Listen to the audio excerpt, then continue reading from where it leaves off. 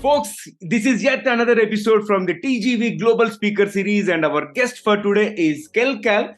She's originally from the United States, but she moved to Bali this year. Kel is a mindset, life transformation, and empowerment coach for women. She's also a speaker, author, and host of the Dear Dumb Bitch podcast. Kel thought she was living her dream life in sunny South Florida, but in reality was miserable and living a secret life in an emotionally abusive and toxicity of marriage. In 2018, she made the decision to move across the country to restart her life and has transformed every aspect of her life. In 2023, she moved across the world to create her life and now lives in Bali, where she offers online coaching, mentoring, and programs that help women transform their relationships with themselves, use toxic relationships as a catalyst for personal growth, and transcend trauma and patterns from the past and elevate their mindset so that they can stop settling, fall in love with themselves, and create lives they are obsessed with. As we prepare to delve into our conversation on the topic at hand, empowering your journey, transforming toxic relationships, and loving yourself with Kel, here's an exciting twist. First, let us tickle her brain. So, Kel, get ready for a rapid fire round of random words. I'll mention a few, and I would love to hear the first thing that comes to your mind without thinking much. Are you ready for it? Okay, I am ready. That's wonderful. So, Kel, here comes the first word. It is curiosity. Leads to learning and understanding. Invention. The art of creation. Okay, and then comes future. Is created in the moment. Book. Leads to expansion. Movie. I don't watch movies. That's okay. Food. I'm in a smoothie bowl phase of my life. Place. Bali. Success. Fulfillment. Universe. Infinite and benevolent. And the last one is money. Energy. Superb. And thanks for participating in the first rapid fire round so sportively, Kel. There is one more waiting towards the end of the episode. And folks, welcome to the Guiding Voice podcast series, where we embark on transformative conversations for a better future. I'm your host, Naveen Samala, dedicated to making the world a better place through valuable discussions that add value not only to your life, but also to your career. And thank you so much for tuning in. Kel, hearty welcome to the Guiding Voice. And I've been waiting for finding a guest to discuss this topic. And I'm so fortunate to find you and cover this important topic. And I'm super thrilled to engage in this important topic in our conversation today. Hearty welcome to the Guiding Voice. Oh, thank you, Naveen. Thank you for having me. I am so excited that we connected, and I'm really looking forward to our conversation today. Yeah, so let's get started with your success mantra, Kel. So please share with our audience the top 3 things that have attributed to your success so far. Oh, what a great question. I would say choosing progress over perfection and being willing to be a beginner, consistency and continuing to show up even when you aren't seeing the results and the outcome, and letting go of the attachment to the outcome and being open to things unfolding in magical ways. These are real nuggets of wisdom, and I can resonate with a lot of them. One is choosing progress over perfection. Like, I also strongly believe in continuous improvement rather than making it 100% perfect. If not, I would have not launched this podcast and I would have crossed 400 episodes by now. And at the same time, consistency is another thing. And I'm also not attached to results. Results will follow as long as we add value. So a lot of resonation there. And Kel, Yes. could you share more about your personal journey from living what seemed like a dream life in South Florida to realizing you were in an emotionally abusive marriage, right? What was the turning point that prompted you to make the decision to move across the country and in 2018 and transform your life? Yeah, so this was really the beginning of my journey, and I thought I was living my dream life. My life looked really good from the outside. I lived in sunny South Florida, as you mentioned. I had a very successful business with my husband at the time. I lived in this beautiful home that I remodeled to perfection.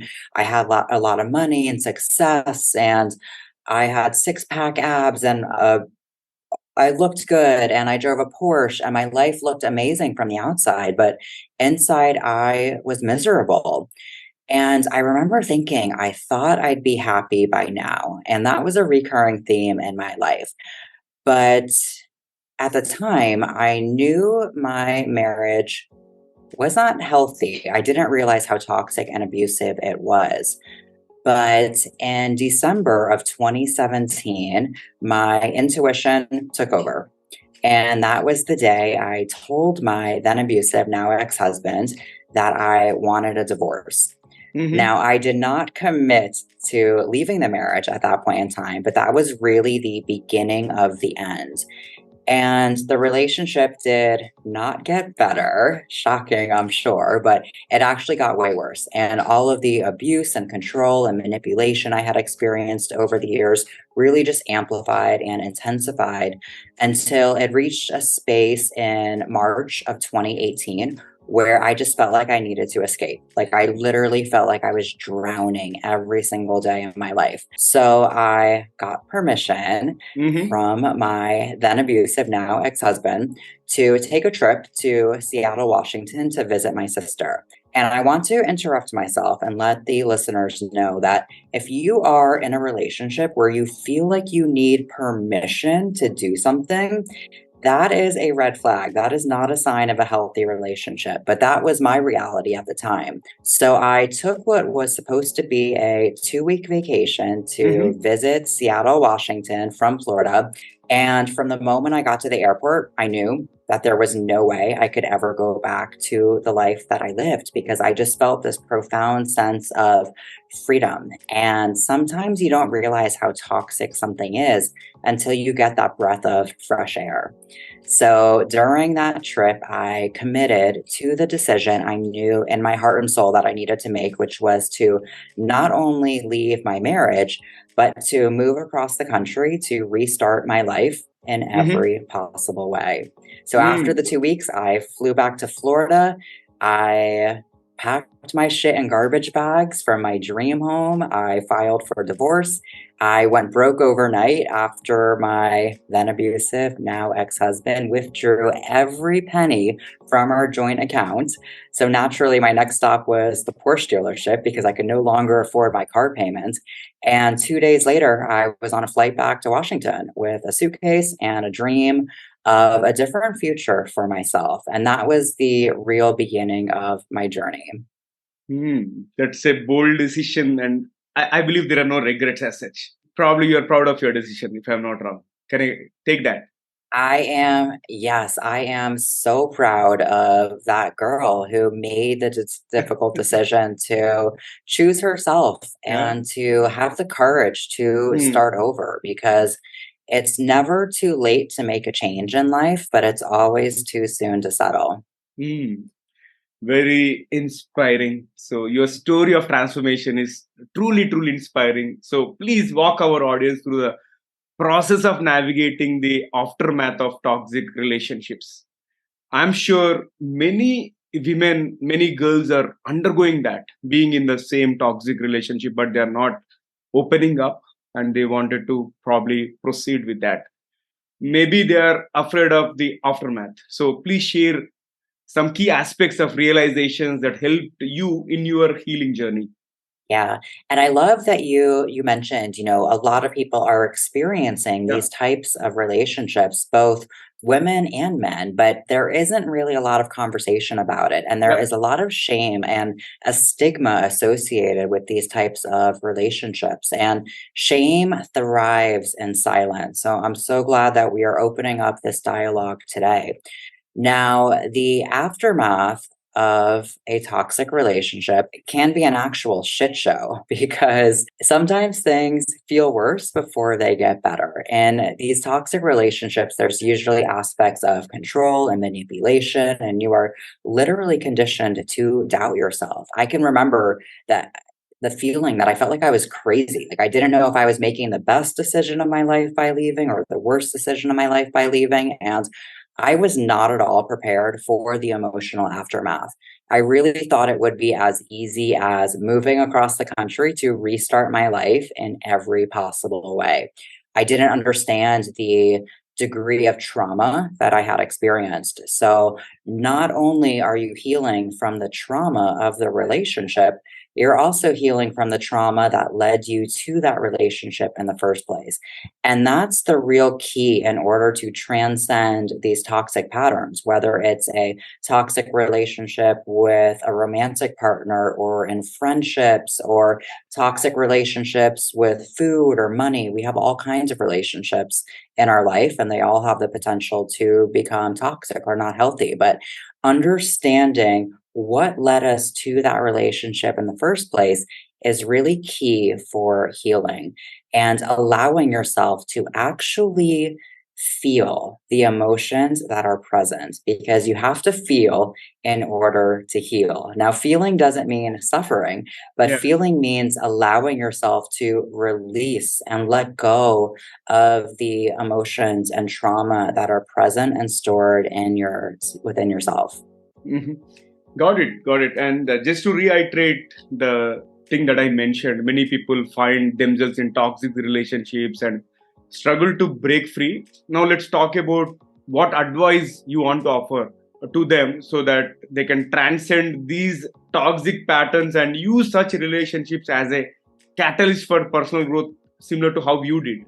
Yeah, so toxic relationships are really a calling from your higher self that it is time to rise. It's time to evolve and it's time to transcend the patterns from the past. So often we view a toxic relationship from a negative lens, like it's something bad that happened. And actually, if you have the awareness of it, it's really an empowering space to be in because you get to decide what happens next.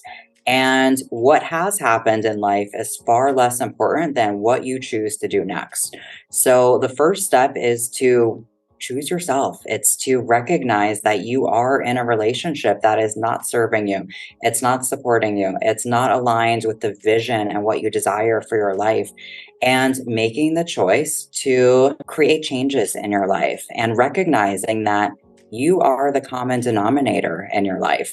And if you want your life to change, it means that you need to change. And this is where personal responsibility really comes in. And personal responsibility is not the same as self blame. It's so easy to blame ourselves. Why did I stay so long? Why did I end up with this partner? What's wrong with me? What do I need to fix about myself? That's not personal responsibility. That's self blame. And anytime you're blaming someone or something for your personal reality, even if it's yourself, it's giving away your personal power because you can't make changes from a space of blame. So, recognizing your role, understanding and accepting responsibility for the choices and actions and decisions you made in the past, and understanding them from a lens of compassion and self love allows you to make new choices going forward. And pain is the greatest teacher in life. The purpose of pain is not to punish you, it's to teach you, it's to release and shed and allow you to transcend so you can evolve, so you can step into that next version of yourself. But so often we hide from the pain and we try to avoid it and we try to numb it and we develop coping mechanisms to make it go away. And it doesn't go away, it's still there. And then we live our lives trying to hide from it and trying to avoid it and escape it. And ultimately, we're just abandoning ourselves. So, the aftermath of a toxic relationship is the opportunity for you to pick up the pieces of yourself, the pieces of yourself that need your own love the most, and to love yourself back to life and to use those lessons that you've learned to gain a better understanding of yourself and to use that to create a life that actually feels good for you and that supports you and that has healthy and loving relationships. But it starts with the relationship with yourself. Got it. So I see that personal transformation or the self transformation is the cornerstone of this broader life changes. So can we dive a little deep into this one? Like, because you said transforming the relationship with oneself, like self relationship Yeah. might be the key to the transforming one's life. So let's dive deep into this. Yeah. 100%. Yeah. So I love this question and I love speaking on this because I spent most of my life trying to change the wrong things. I was trying to change things outside of my life to change my life. And it's in actually making the internal shifts and changes that allows your external reality to change. Now, life is just a series of relationships, and they all reflect the relationship that you have with yourself, which is the most important relationship that there is, because it's the foundation for every other relationship in your life. So it's in transforming the relationship with yourself that you're able to transform every relationship in your life.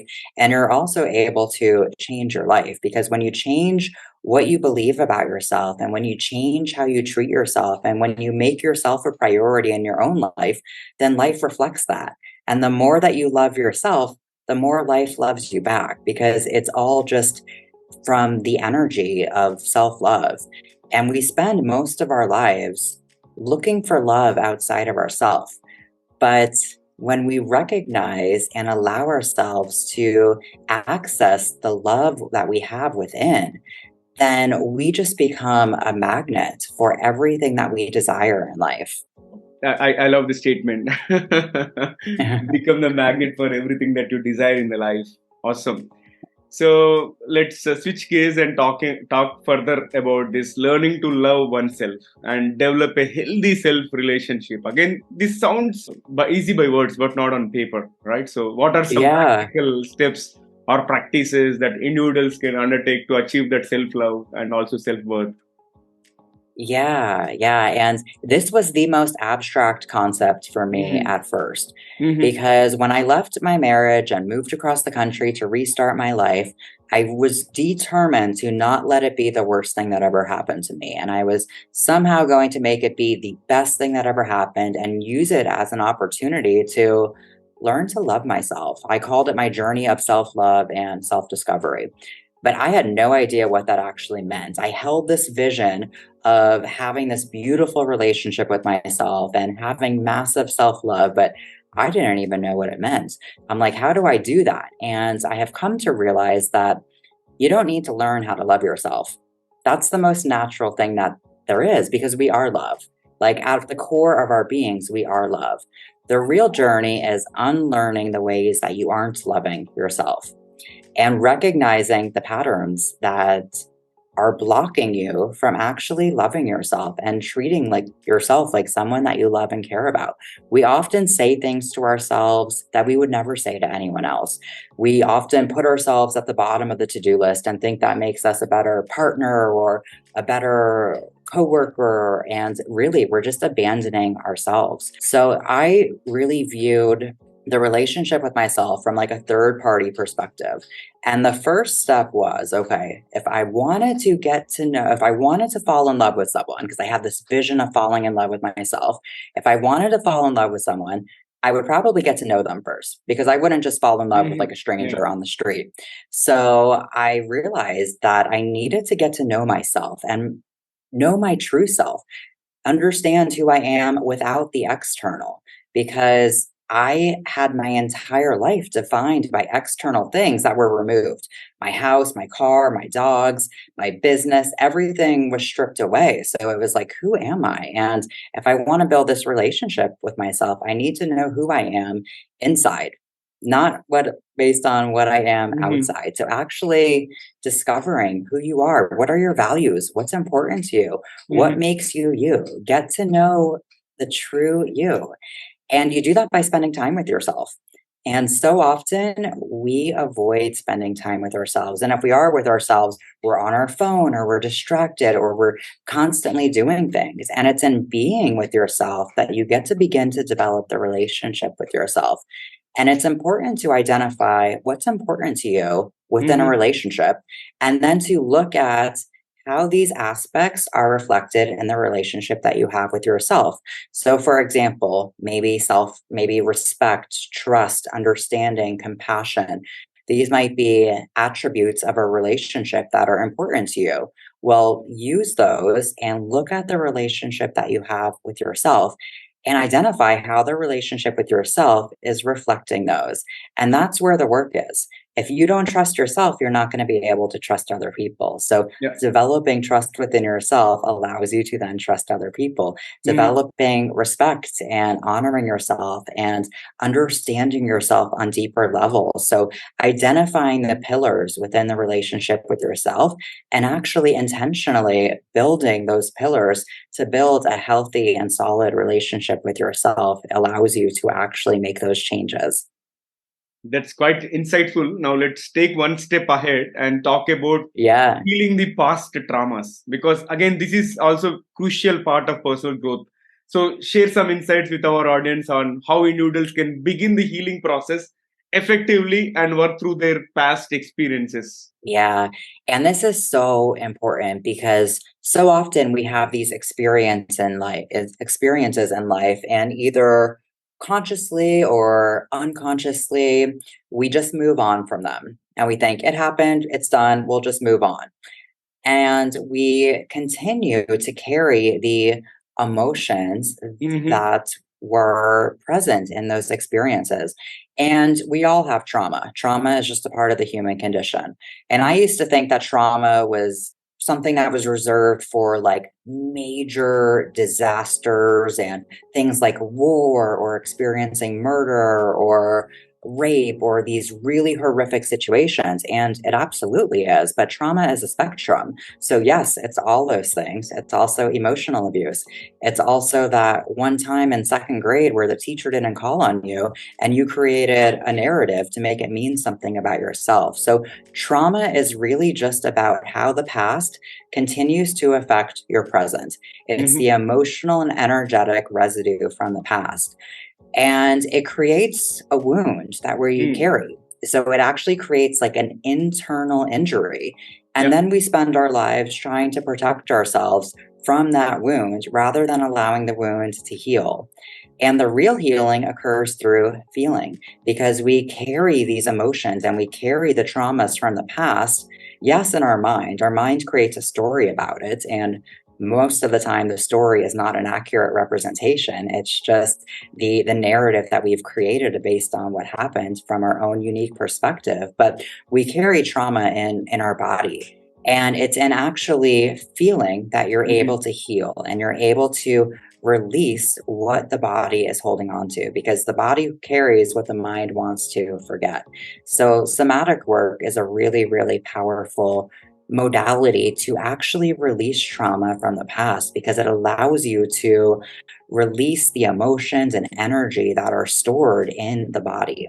It's quite clear. And let's talk about developing the future self. Again, I was intrigued when have gone through your profile. Developing your future self, right? So I think you need to inculcate certain habits in order to develop your future self. So, what habits or mindset shifts did you personally adapt that have made a significant difference in your life transformation? And how can others also implement them? And I have one off the record question, like, the art behind you, is that mandala art, the one behind you? It is, yeah. I actually painted Okay. that one myself. Oh, great, that looks great. Yeah, I made it. I made it here in Bali. Yeah. Okay, so let's talk about those habits for the future self. Yeah, so often when we think about becoming the next version of ourselves, or we think about, creating the vision board life or reaching our goals, dreams, hopes, and desires, we think about what we need to do. Hmm. And it's kind of a backwards approach because it's not so much about doing, it's more about being. The real question is, who do you need to become in order to live that life? So, this is where it becomes really important to develop the habits of your future self because most of our life is on autopilot. It's just how the brain works. The brain wants to be efficient. So, it's constantly creating habits and routines to optimize that efficiency. So, if you develop the habits of your future self, then you can put your future self and your higher self on autopilot to some Mhm. degree and become who you need to be, who's living the life that you want to live. So, connecting with that future version of yourself. And I actually have a future self meditation that I Mhm. created and I could share with your listeners. I'll send Yeah. it to you and you could link it in the show notes. It's a really powerful practice to connect with that future version of yourself to really create clarity in regards to who you are becoming and understanding what are the habits of your future self. How does that version of yourself spend their time? What do they do? What supports them? Now, for me, meditating was one of them, Mm. and I had so much resistance to meditating at first. And if you are resistant towards something, it's definitely something to get curious about. At first, I'm like, I can't sit still. My mind will never stop. Being alone with myself, that was my worst nightmare. I'm like, I don't want to be alone with myself. But all of my greatest mentors meditated. Gabby Bernstein, Wayne Dyer, Michael Singer, all the people that I was learning from practice meditation. And I'm like, okay, this means something. So meditating became a huge practice of mine. Journaling is another really powerful practice for me because it allows you to have a space to reflect, create perspective, process, create clarity for the future, to release the past. So, journaling is a really powerful practice as well.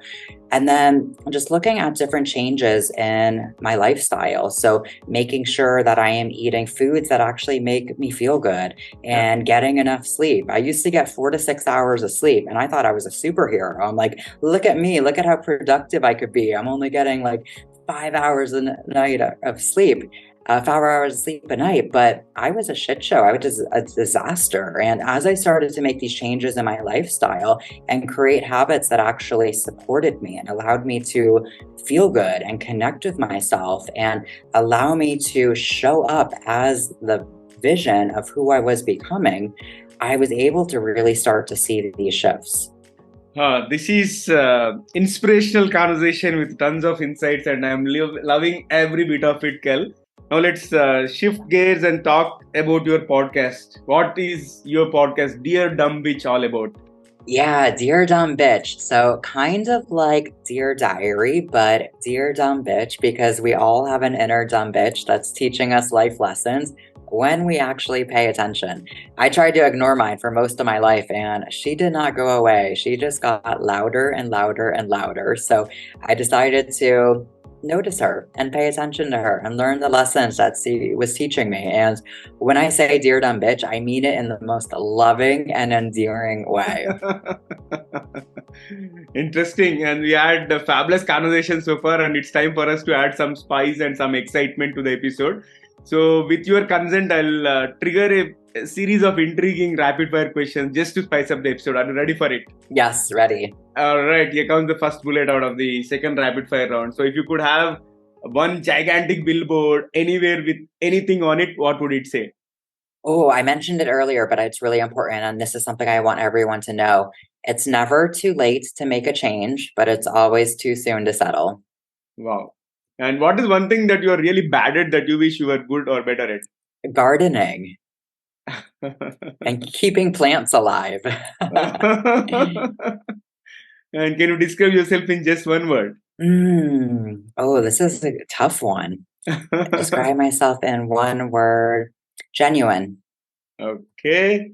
And what is your favorite thing about living in the 21st century, the current times, the most exciting times? Oh, all of the resources that we have access to. Hmm. And if you could have any superpower, what would it be and why? I would say teleportation because I live in Bali and my family is still in the US and Bali is really far away from the US. So it would be amazing to just be able to take myself and teleport myself to spend time with my family, but also be right back in Bali because I love Bali so much.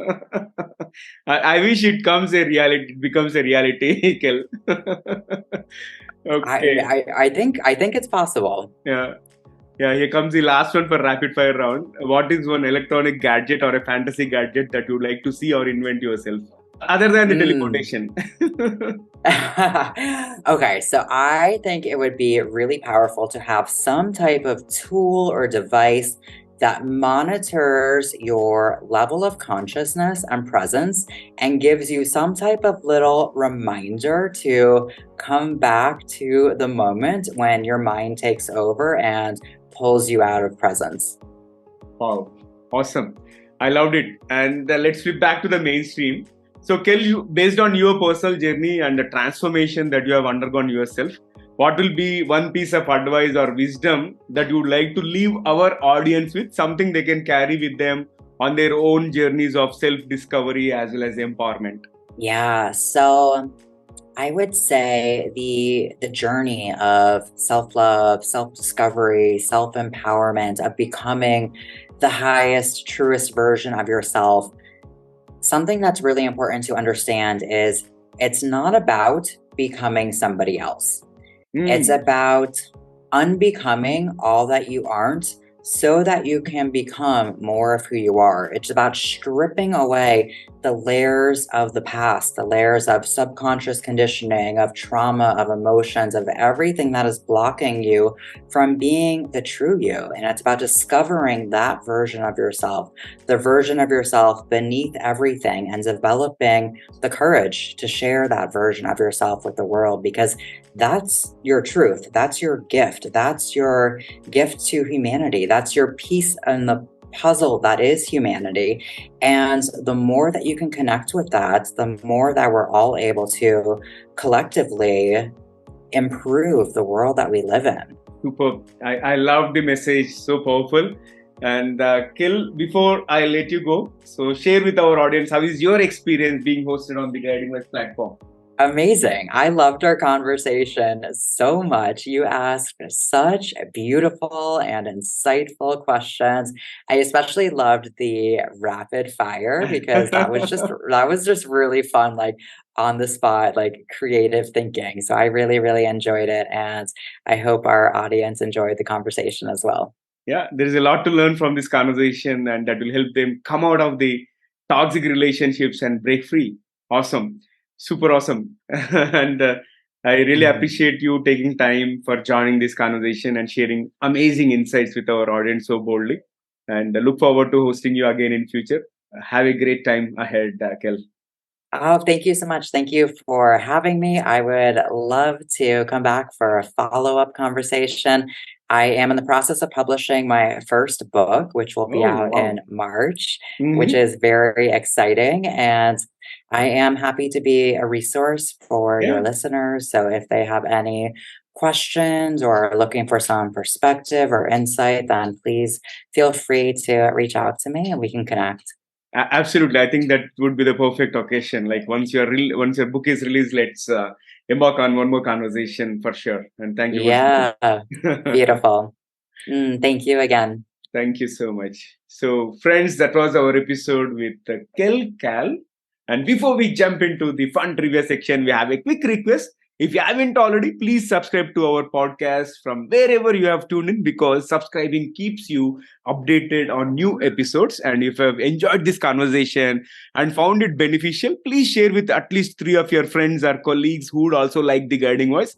So please spread the knowledge and help others grow just like you. Now let's cruise into the trivia segment of today's episode. So today we had an amazing conversation with Kel on how to break free toxic relationships, and I'm going to share certain statistics about toxic relationships.